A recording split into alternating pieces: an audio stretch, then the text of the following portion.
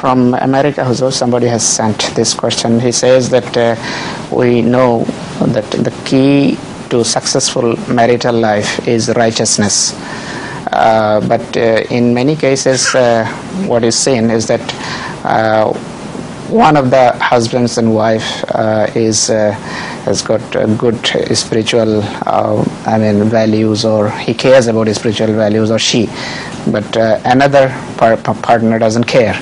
So in that case, how can somebody save his family?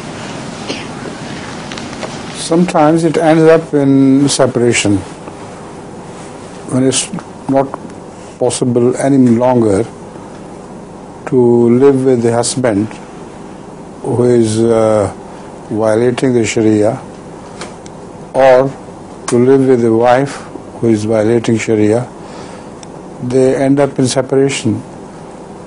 If they are late, then it has a very bad effect on the children.